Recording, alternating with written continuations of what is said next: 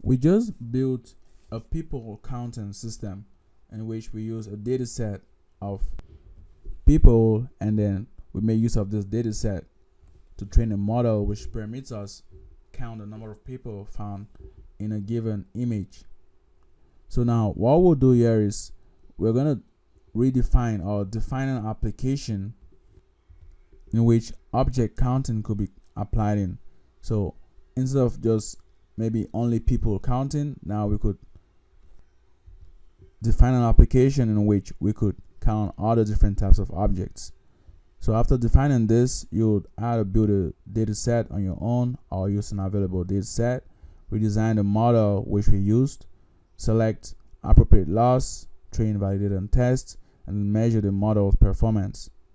From this, you take some corrective measures to better the results, and finally publish on Medium or YouTube and share on your social network.